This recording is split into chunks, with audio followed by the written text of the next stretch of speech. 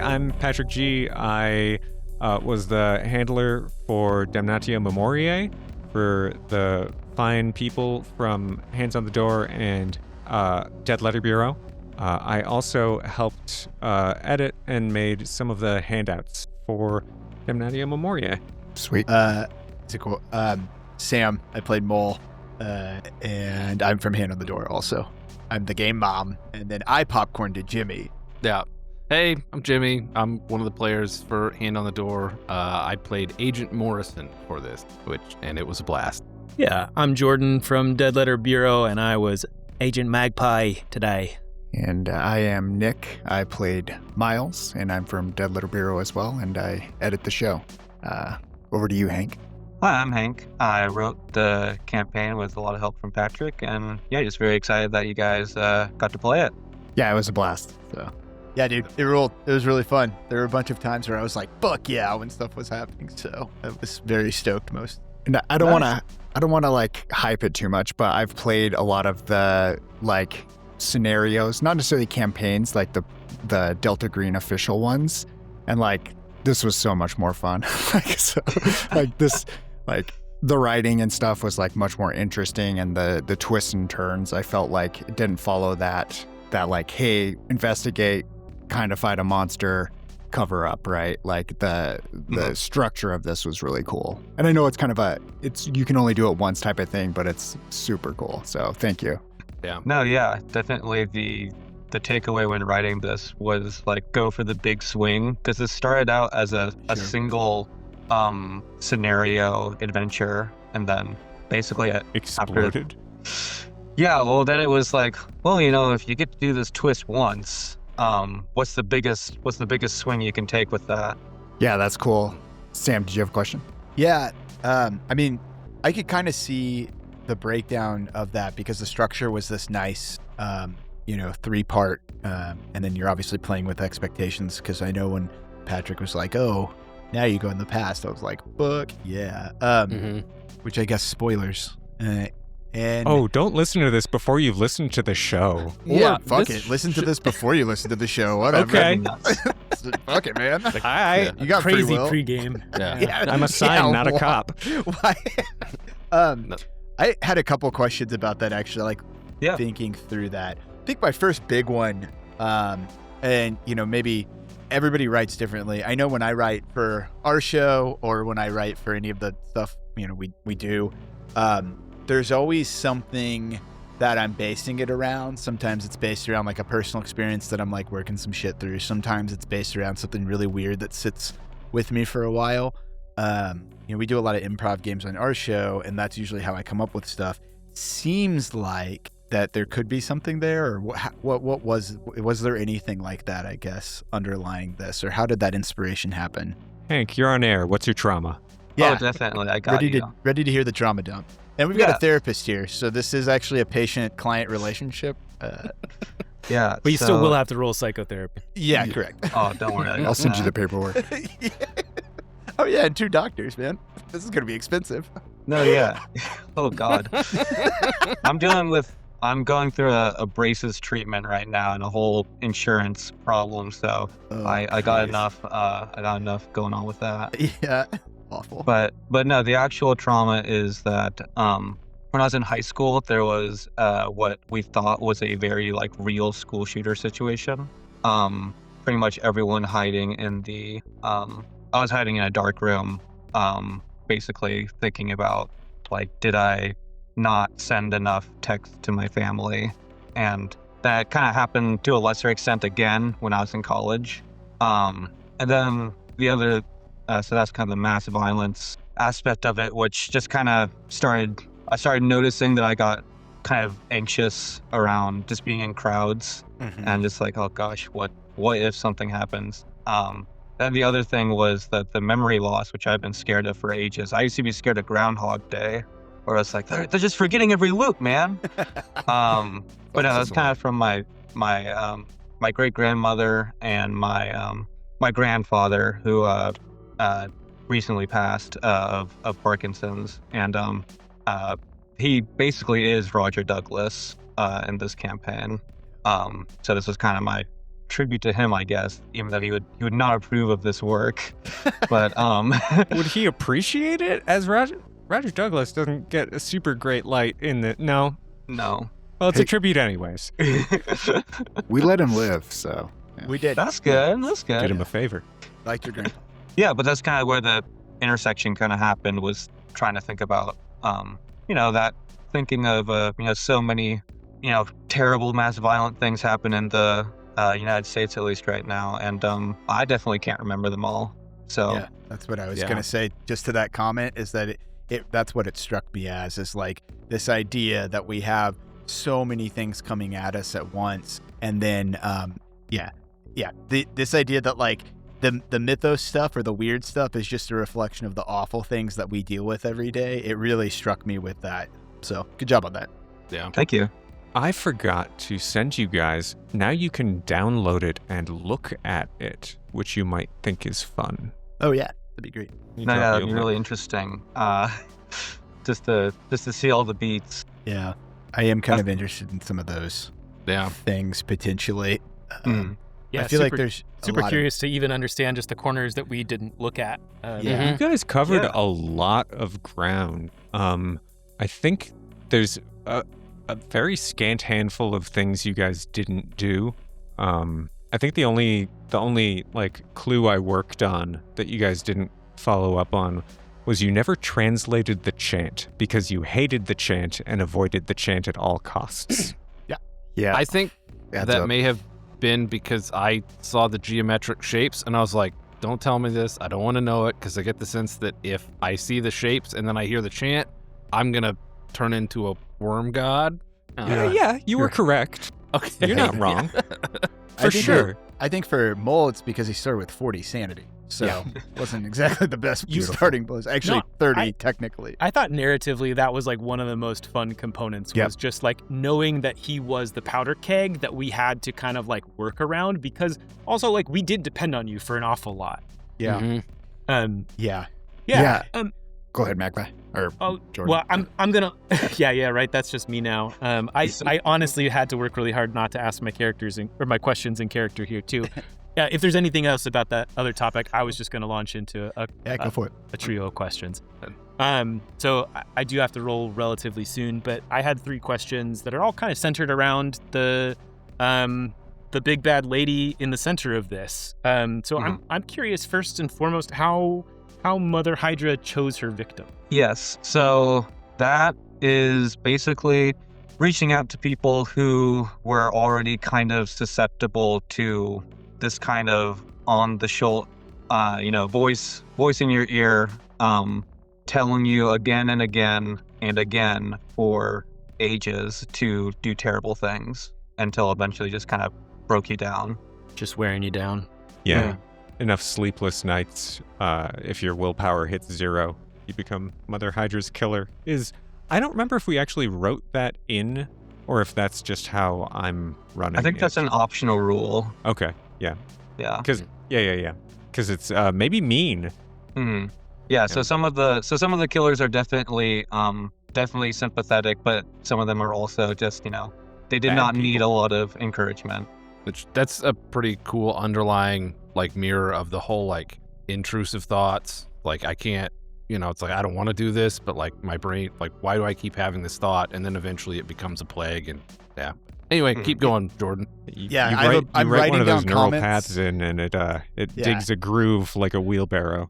I'm writing down some comments because, Jordan, I want you to get your questions, but this is there's a couple things about that. Yeah, for sure. Oh, believe me, I would not have 3 questions if I had more time. I would have many more, but text me. Yeah. What, from a game timeline perspective, what if we pussyfooted around the Bon Marché and we didn't get there until Anthony Hayden's timeline progressed? So, January 2nd, a woman with a bomb vest detonates it on the ferry to Bainbridge Island. If that happens and you do nothing about it, you could theoretically fuck around for another 66 days before another mass casualty event. But Mother Hydra is growing pretty pretty slowly down in that basement, actually. I don't think there's an exponential growth here at all. The killings happen in accelerating and decelerating waves, and I think you could potentially leave Hydra in that basement for years and just let her kill, I don't know, 10 people every couple of months, and it will never resolve itself. It will expand in area, but it won't, and it might expand in like consequence as like, I don't know, airliners start going down or something. But I think it's all very small. It's not an apocalypse, you know? But she wouldn't want to become an epicenter, right? Like, so she is an epicenter. Well, right, but she wouldn't want to be like known for that, right? Sure. And so it's escalating, but in like a malignant way, not in, like you said, not an exponent. Right. Yeah. I do think that she wants to be here too. Like, it's an intrusion, that this is some way of pulling herself into reality while obliterating the parts of it that are a threat to her. Yeah, when you read the text, it's not super spelled out, but there is kind of some implication that the dimension that she comes from is pretty awful, and that is my next question is what was the inspiration, or what did that mean to you, to her, to everything? Yeah, so this started off as a game based off of the Labyrinth source book. So there is, does everyone know that? I actually have not read it. Okay. Yes, I do. Okay. Well, it's not spoilers to say that one of the factions in that game is centered on the town of Stanton, and Stanton is just Chelan, and I read that, and I grew up around or going to Chelan a lot, and I was like, this is bullshit. Like, they got all this wrong. And so basically, sorry, I'm trying to remember the question now. It's really just about Mother Hydra's like home plane and what that represented metaphorically, or what it meant to her also. Yeah, so the main villains from those, from that, are very nihilistic in nature. And so drawing on that was kind of the idea of, a place that is just so terrible, you feel so terrible, and then breaking into this reality is almost her spreading that misery and nihilism and just tearing down other people. The actual inspiration for it, like the other dimension and everything, I think Patrick came up with a lot of the stuff that you guys saw. I was drawing from the short story Hydra by Henry Kuttner. I should have read that. It's hard to find. I could only find an audio version. Really? What? Interesting. I mean, to make it unsearchable in today's terms means that, like, you know, your creative juices are safe, which is that's pretty fun. Or Mother Hydra's protecting it. Yeah. Sick. Thank you so much for entertaining me. I do got to skedaddle, but thank you guys. This was phenomenal. Goodbye. It was a blast. Absolutely. It was a delight to play with you. Same. Many more times. Yep. Bye. Thanks. I also got to run at 6:30 because I'm also playing this campaign. I'm trying to wrap it up. Hell yeah. Yeah, we lined this right up. Where's your team? Are they about to go in? So they have. Are you hoping they're about to I go assume in? you guys experienced the attack on your families. They are dealing with that right now. I killed Jimmy's wife. Yeah. I don't know that you did. This. I have. So I'll say. No, actually, Sam did. I did. No, I did. And I killed the mood. No, I did. You killed the mood. I killed my wife. That is true. And I think, so this is what's interesting is you're like, do you want to do anything? And I've been thinking over this, which I think is a credit to Foolish. like a good, no, I think it's a credit to like a good game when you leave and you're like, shit, I should have done this differently. And there was one point where you're like, what do you want to do? Because essentially I'm like playing my wife as like a proxy, and I'm like, I should have just told her to run. And we even talked about it before, but I got invested in the situation and I didn't. And one, like, that's not what I should have done. And especially at playing like a character with a search and rescue kind of crisis management background, that's what I should have done. But even like the best of like crisis management, like emergency response people, they're going to make bad fucking calls when it's their family involved, which is why as a doctor, when people are like, my family, they're like, hey, what should I do? And I'm like, I'll give you some general advice, but I don't want to be your doctor because I have blind spots when it comes to my family. I should have told her to run, and I didn't.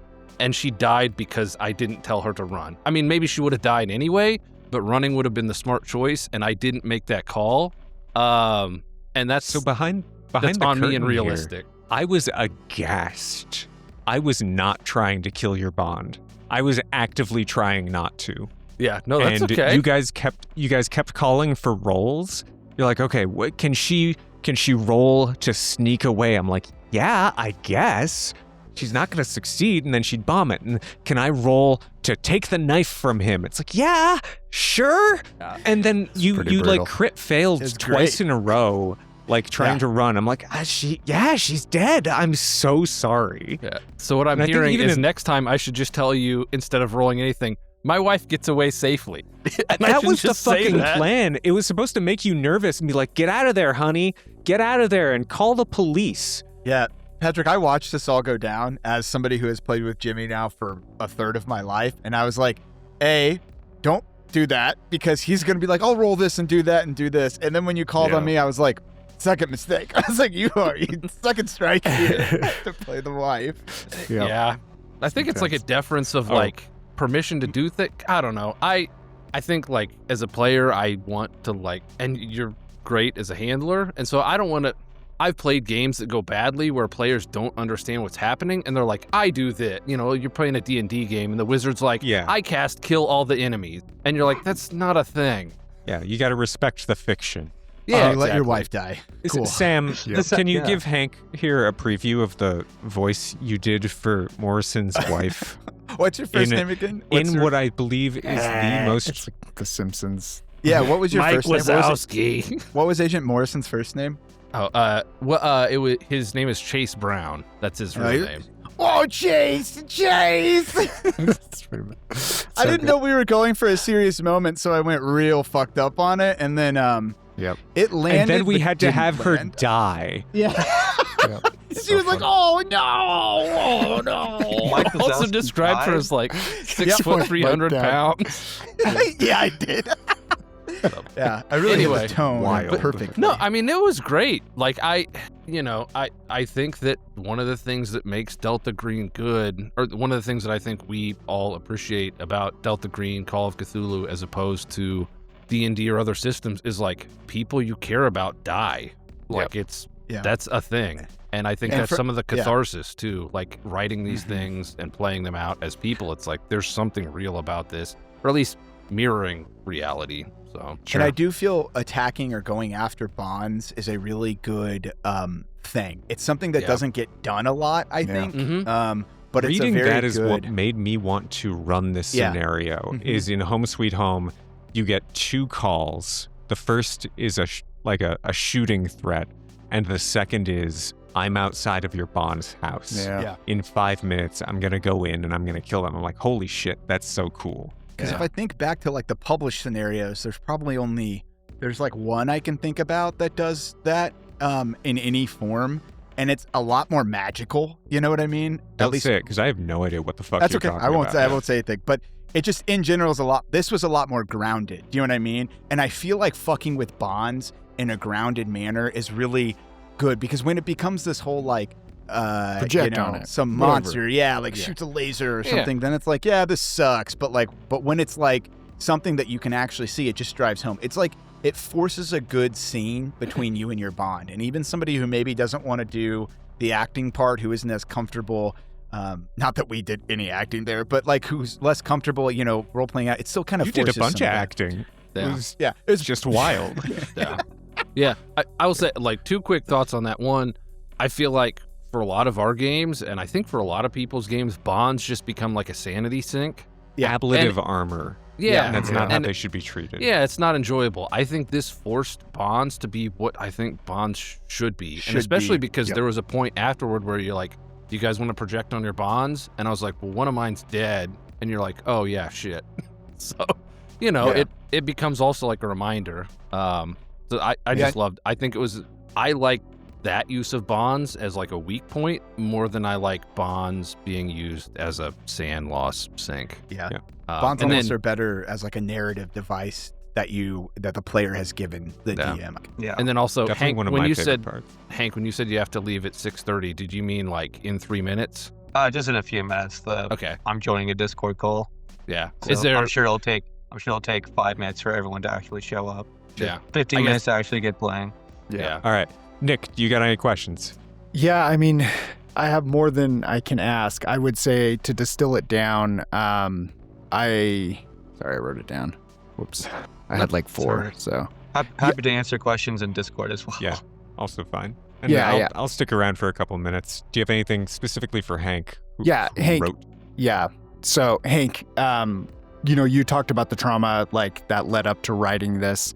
How long did it take to write? And then like, how did Patrick interface with you? Was it mostly you? Was it like, both of you? Like what was the process like behind it? I wrote this over kind of like the week of Christmas, and I want to say I wrote the first draft in maybe even 2022, and that went nowhere, and it sat there for a year, and then I rewrote it after thinking about it for a year, and Patrick randomly responded when I shared it in the Reanimators Discord, like, yeah, I'd run this, and then I learned that he was running it. And just having one person actually like run something that I was like working on basically encouraged me to actually take it seriously and that's awesome. try to push it extremely, extremely hard towards making it look like a finished product. And I couldn't have done that without Patrick, who's also offering a bunch of great feedback and additional writing, even, I would say, and just great editing all around, and providing scans of props. So I think truly like Patrick kind of got it to the finish line. Awesome. That's great. Yeah, I like this a lot. Yeah. Yeah, I love it. And I'm excited to read it and look at the layout and stuff. I haven't opened it yet, but I have a last question. Unless somebody else has a question for Hank. So maybe one other thing. So go for it, Nick. Well, I just want to. Are you writing anything like now? Like, are you going to release anything soon? Like, what's coming up? Yeah. So I'm going to try to do a like layout version of this for kind of a final draft, and especially like incorporating any feedback that you guys have like very seriously. Yeah. So now that it's actually been, and just keep learning that more people keep playtesting this, and so it's like, oh my gosh, like we can actually do something here. Right now I'm writing a Hawaii kind of one shot for Delta Green for the Night at the Opera contest. I'm trying to finish a Puerto Rico scenario. I have family from both places, so trying to touch on that. And then I would like to, the other campaign idea I actually have would be a Cthulhu campaign in the modern day. And because I feel like no one has really given a good shot at mirroring the three acts. The 3 acts of the Call of Cthulhu into a Delta Green campaign. And then after that, I hope to never write for this game again. Move to a different game. Yeah. You just wrote something for what's that system called? Oh, Arkham Herald. It's an upcoming system for like Brindlewood Bay, if you know that. From Brindlewood. Yeah. Mm-hmm. So they're doing a game where you play as journalists in the 70s investigating Cthulhu mythos stories, basically, as reporters. That's cool. Yeah. I may have been talking with you on Discord and maybe 9mm someplace about that, because that sounds very familiar. Oh, that's you? Yeah. Hey. Hey. How's it going? Very funny. Small world. Yeah, I was like, yeah, I hope this person enjoys it. Yeah. It's so funny.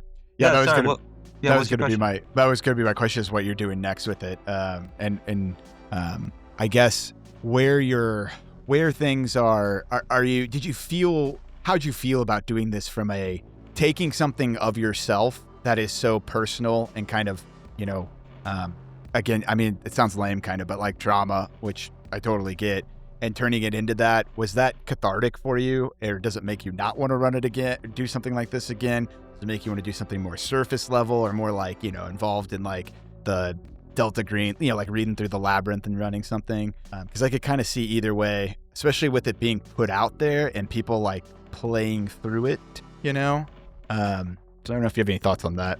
I don't know. I guess I don't feel any I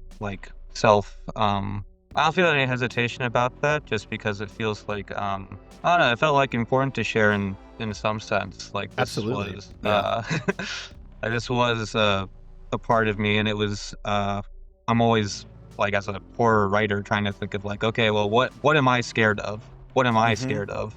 Yeah, we had that conversation, and you're like, what are you afraid of? I'm like, the ocean. Fuck the ocean. Yeah. I hate that shit. Same. I feel that. Yeah, that's interesting to me. Would you consider, I haven't read through it, obviously. Would you consider adding any part about your own personal, what the horror means for you, kind of, even if it's somewhat small? The reason I ask that is that I know when I run things, it's helpful for me to get into the headspace of what the writer was doing when they wrote it, for like where the horror came from. Because you could pick up on a lot of different things from this. You could pick up on memory loss. You could pick up on mass shooting. You could pick up on, there's probably even ways you could go about this with it becomes more of like the governmental conspiracy side of things, But, to me, I like hearing those things because even if it's small, it gives me that sense of like, this is what they were going for. These are the themes. Yeah, that was in the first draft. I hope to include that in the final draft. Yeah, Nice. And if I can do like kind of a jump off to that question, which is one I've been thinking for a second, you can totally answer this on Discord if you need to for time. Is there something that you would hope the players would get out of it? Not just like, I had a good time, but like on Sam's note, like themes. It's like, because we talk about themes a lot when we're working on stuff. And it's like, if you wanted someone to take away something from this as like this sticks with me, what would that be? And that's a heavy question, so don't feel like you have to answer that now. Like, No, I think I know exactly what that is. And I think what I'm going to plan for my own group is that, in epilogues, let's say they stop the bad guy. Later on, they'll just see another mass shooting on TV, not caused by Mother Hydra or anything. Just still happening. Right. That's pretty good. Yeah, I did that's forget it. to do the That's thing where excellent. carving the sign into you gives you early onset dementia. Oh, Yeah. no, that's the other thing. One of my players has done that, and so their ending is going to be finding sticky notes around their house, much like Roger. 3 out of 4 of us did. Oh, Yeah. no. maybe Yeah, if you'd we were- given us that downside warning, we wouldn't have, but I think that would have no. changed There's your all thing. no over. warning. yeah, that's That's- fair. Roger a Douglas is the trap. warning. Maybe so. that's Roger is the warning. yeah. So I'll just yes, very he briefly, knows. that is what you just said is really the idea of, how do I put this together? The idea that you have these mass shootings that are happening and you almost have something that comes in and alleviates you of that pain of the mass shootings, of mass casualties of violence. And then you take it away only for people to realize that, hey, that didn't change the actual real world, right? That just changed that we were missing out on stuff. In some ways, it's almost a worse world for people that Mother Hydra is not there because you are seeing all of these terrible things. Maybe you forget all of that stuff. Maybe you feel more safe, kind of. One of the questions or comments I wrote down is like, population health standpoint, ? At what level is like the therapeutic index of like removing Mother Hydra versus like the damage humans are doing by their own For mass real. shootings? Yeah. Because it's like, I mean, I don't remember the number. I think you said a number earlier, Patrick, but you were like, I don't know, 5 to 10 people a year. And then maybe like once every year or two, there's like 35, 50 people who die in like a mass casualty event. And I'm like, that's pretty well within the statistical norms. So like, Oh, yeah. Yeah. But she's only hiding her own association. She's not hiding all of them. She's only hiding things that she personally influenced that maybe wouldn't have happened otherwise. yeah.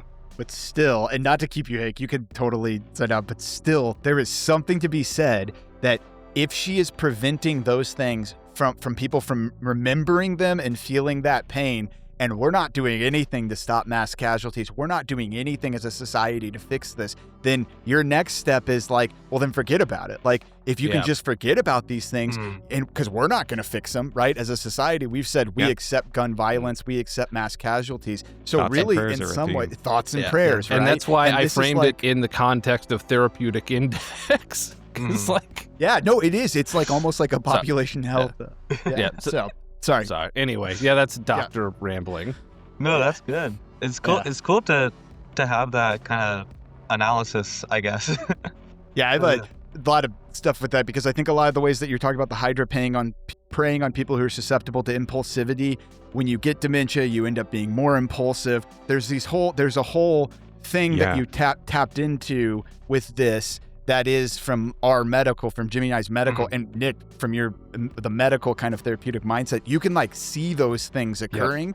And so it's like, it makes sense to me that when you say it's somebody who's impulsive is more likely to get this, or that it's kind of that, because that is what you see with people who are losing memory anyways. It's like a, self-perpetuating It's a loss of like inhibitory stuff, and it manifests in very specific ways. Speaking of that, from the doctor point of view, from the therapist point of view, I would love some notes from all of you on like verisimilitude, because one of the first things that happened is I was like, he's, he looks like he's shaky. He looks like, and you started asking me about symptoms. I was like, oh shit. I'm like right out of my depth. I saw your eyes get wide, and I was like, how much can I do with this right now? I was like, I know him at least well enough that I could just keep asking some fucking questions here. So, that's how you break any handler. Yeah, that's right. You're like, I choose my thing that I know a lot about, and I'm gonna. Well, guess what? Like, it's magic, so the symptoms don't have to line up, asshole. It's not actual dementia. It isn't. We looked at his brain scans. They're normal. It's hypergeometric. That was a Patrick original. I think that improves the clue. It was cool. Yeah, for sure. Yes, and we will do that. We should maybe have like just a discussion at some point, because there's a lot of things I think that I got rattling around in my brain. I will also say we sometimes on our show and in our games get bogged down in the medical stuff, and I feel like at some point just being like, fuck you, I'm the handler, and this is hypergeometry. Eat a dick. That is what we did, but that's only because I didn't know enough about medicine. And I love that, because there too many doctors. Yeah, and too many details. It's a tangent. Been rereading the Dune series, and there's an entry, like an intro quote about like specialist will just like kill something with arguing over minutiae. And I'm like, that's us. As doctors, I hope you appreciated trying to make guns scary in this game. Yes. Yeah. Yes. No, it is. It's the fear of, it's guns, and it's also the idea of random violence. It's something that makes you, it is scary to have these random acts of violence. And I think it's a very terrifying idea to me to think about the loss of memory, specifically in regards to that, regards and how to it affects functional status, like ability to just like function on a basic level. And also, it was helped out by Magpie, one person just like spraying everyone with gunfire. Yes, I thought we might all just die then and there. That was a very close thing to ending the game. Yeah, in Roger's house, that could have stopped the game. Somebody with a semi-automatic SMG, a fully automatic SMG. Got fight and just unloaded on the room. And we lived. I gave him a -20 for like spraying, and that -20 was the difference between hitting and not hitting. I also want to call out one thing about Patrick that you did that was very good with that. When you had what's his face kill that officer, just straight up shoot him, even though it was just like a miscommunication between our group. That was excellent, because what that drove home was the idea that like we weren't and normally in our games we fuck around a whole lot, and so like this was not as much of a fuck around game, but still we were like kind of fucking around, like what do we do about this? And then you were just like pop and killed somebody and like exploded their head, and I was like, this is great. Like it changed the tenor of things, and I think you kind of maybe felt bad because you thought maybe you misunderstood us. Even if beautiful. Yeah. No, it was beautiful. I would not, Yeah, there is loved no it. way I would ever allow that to change because it immediately brought Same. into things. And one thing I would say is that having an agent do something like that, having him do that in the midst of things was excellent for that. It brought home that violence, that guns are real, that like, this isn't just some superhero fantasy that we're playing. Not that it really is that way, but it really brought that down. And I think all four of us were like, oh fuck, Yeah. So Like And I this guy think had a family, right? Like yeah. Yeah. And I think it mirrors. miscommunication lost his head. Sorry, go ahead. Yeah. No, I was gonna say I think it mirrors the reality of like a high risk situation where I mean that happens sometimes in Sam and I's line of work where like you tell somebody like, hey, I want you to do this, and they misunderstand you and they do what you didn't intend, and nobody just shoots someone in our line of work, but translating that to Delta Green, it's like, I didn't want you to do X, I wanted you to do Y. And they're like, oh, I thought you meant X. And in this situation, well, X means I kill this guy on the spot. And you're like, well, fuck, there's no taking that back. It's just very realistic Hank, and awesome. Pop quiz. You are a Delta Green agent. You have a gun. A cop just saw a super awful, unnatural thing, and he's fleeing the scene. Your co-Delta Green agent points at the guy and shouts, "Get him." So good. What does that mean to you? I mean, he's got to be recruited into the friendly, right? Yeah. Oh, shit. Let's go. Are you for real? Yeah. No. No, it's bad. Okay. I do really have to go right now. Yeah. No, you're good. Thank you for joining us. Thank you very much. It was nice meeting you, man. Appreciate it. Bye. Yep. Take care. Later.